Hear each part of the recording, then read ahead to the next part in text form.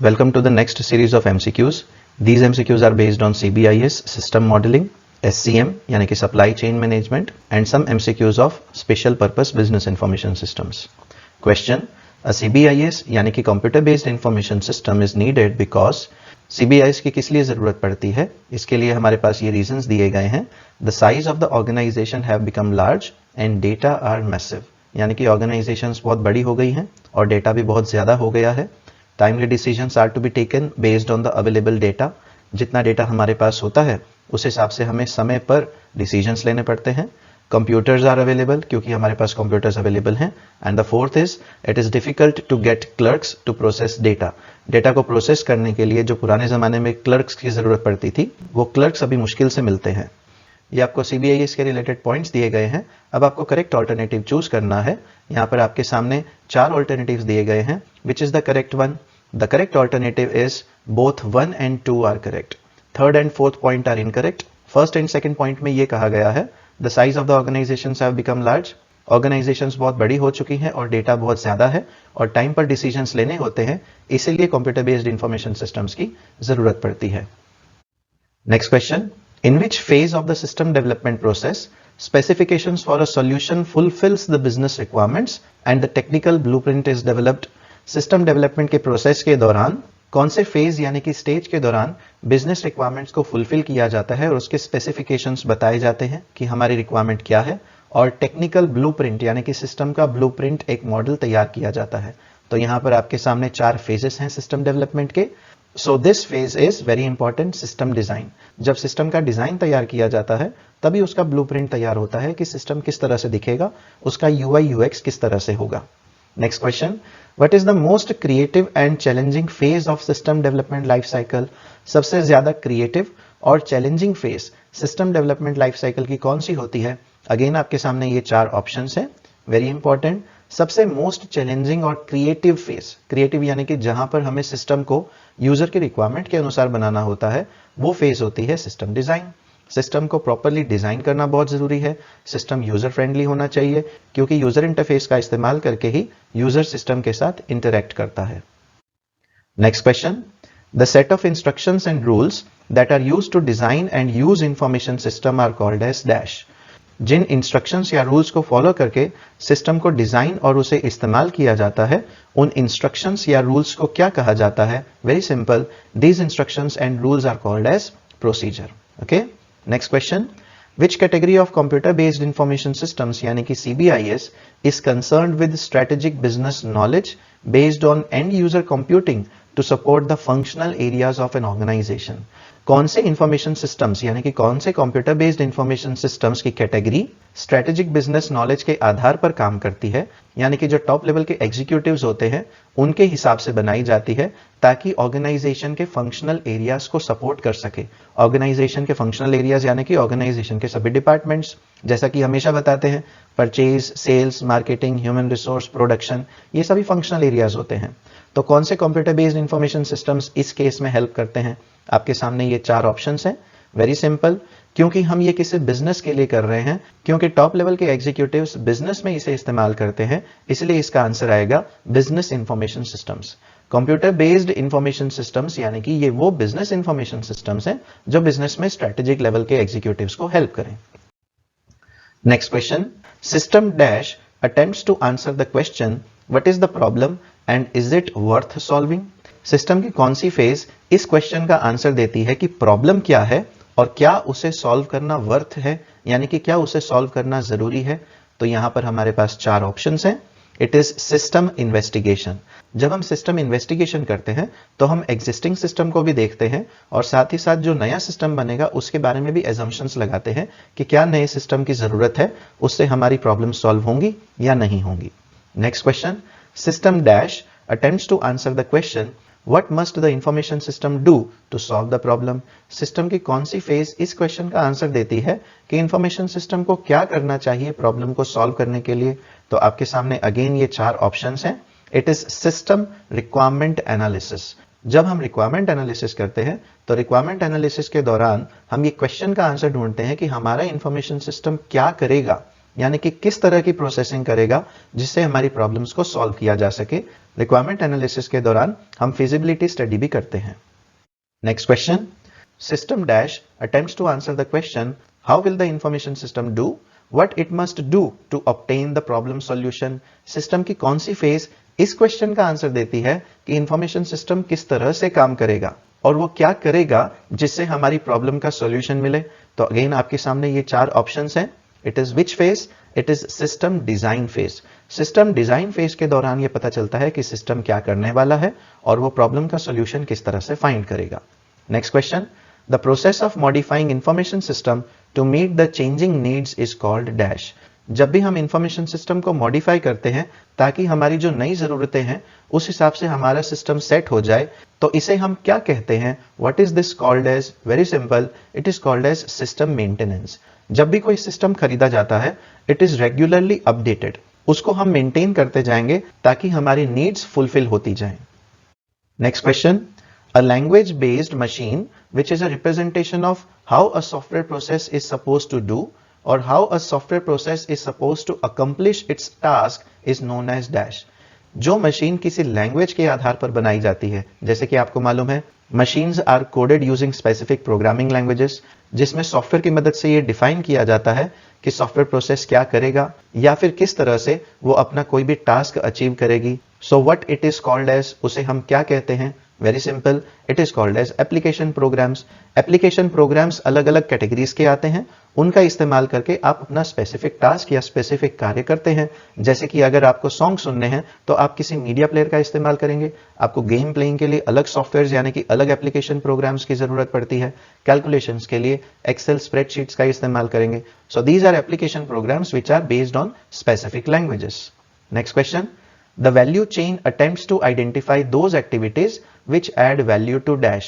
Value chain उन activities को identify करती है जो किसमें वैल्यू ऐड करते हैं, यानी कि उससे किसकी बढ़ोतरी होती है, किसको फायदा होता है। Very simple, value chain attempts to identify those activities जिससे हमारी कस्टमर या फिर एंड यूजर की वैल्यू इंक्रीज हो, क्योंकि कस्टमर ऑर्गेनाइजेशन के लिए एक बहुत ही इंपॉर्टेंट एंटिटी कहलाता है।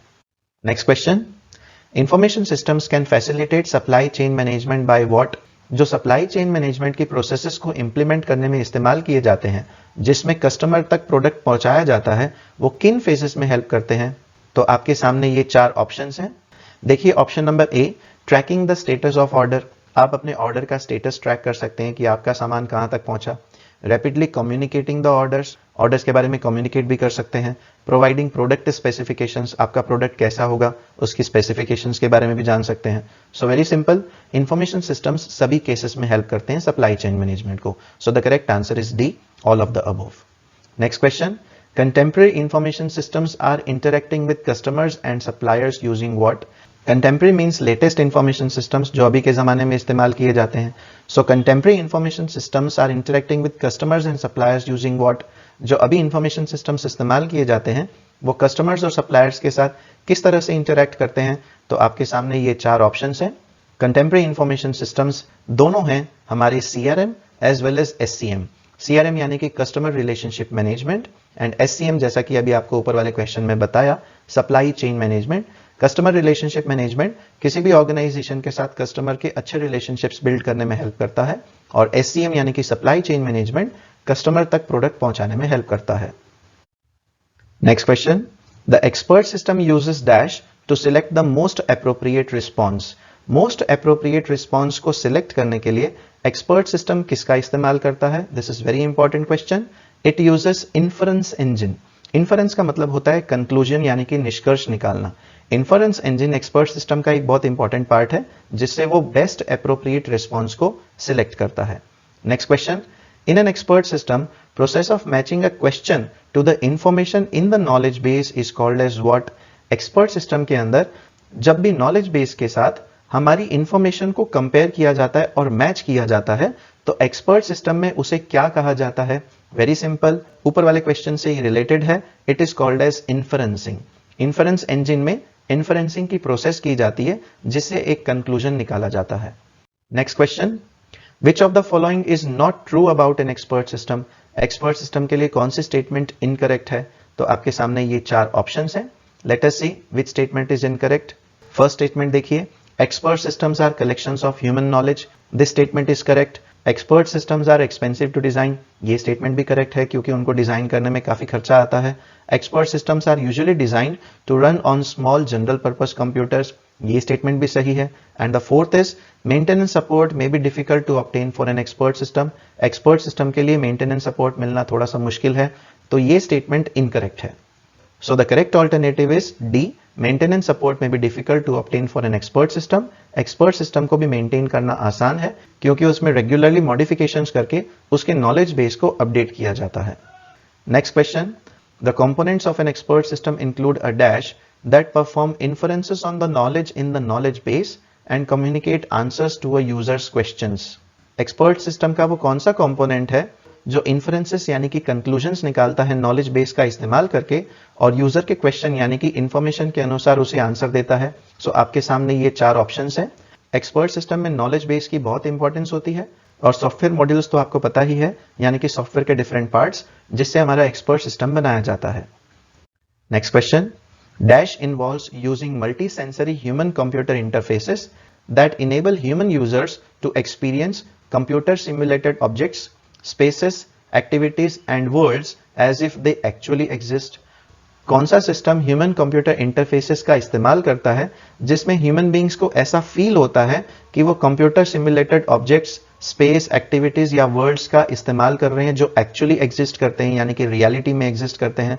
तो आपको इसके बारे में पता ही होगा। It is very common in today's world, it is called as virtual reality. इसे VR भी कहा जाता है, इसे हम इमर्सिव वर्चुअल रियलिटी भी कहते हैं यानी कि IVR।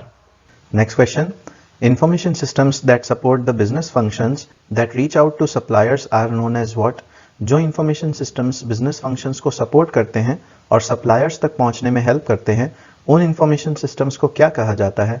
Very simple, these information systems are called as back office information systems। back office information systems वो information systems की categories में आते हैं जो ऑर्गेनाइजेशन की बैकग्राउंड प्रोसेसेस में हेल्प करते हैं, जैसे कि ऑर्गेनाइजेशन को सप्लायर से रॉ मटेरियल्स या फिर पैकेजिंग मटेरियल्स मंगवाने हो। Next question, cybernetic system is the one which is what. Cybernetic systems कौन से होते हैं? देखिए, साइबरनेटिक सिस्टम्स वो होते हैं जिसमें हम कोई भी साइंटिफिक स्टडी करते हैं related to communication and control, जिसमें ह्यूमन या फिर एनिमल ब्रेन्स का मशीन्स यानी कि इलेक्ट्रॉनिक डिवाइसेस के साथ कंपैरिजन किया जाता है। तो साइबरनेटिक सिस्टम्स कैसे होते हैं? तो साइबरनेटिक सिस्टम्स के अंदर ये सभी क्वालिटीज होती हैं। दे आर सेल्फ मॉनिटरिंग यानी कि खुद से मॉनिटर करते हैं, खुद अपने आप को कंट्रोल भी करते हैं और खुद से रेगुलेट भी करते हैं। Next question, dash is the period in days between the ordering and delivery of goods. जब भी किसी प्रोडक्ट के लिए यानी कि गुड के लिए ऑर्डर दिया जाता है और उसकी डिलीवरी हमारे तक आती है यानी कि वो प्रोडक्ट हमारे तक पहुंचता है, तो जो गैप होता है नंबर ऑफ डेज का, उसे क्या कहा जाता है? इसके लिए आपके सामने ये 4 ऑप्शंस हैं। It is called as very important lead time। Lead time is the period in days between the order and the delivery of the goods। Next question, which of the following best describes the process of tracking data about customer activities at websites and storing them into a log।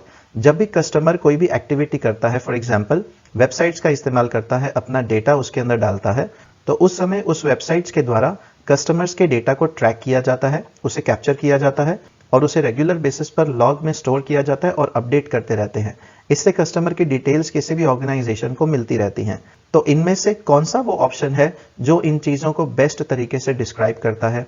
It is called as click stream trekking.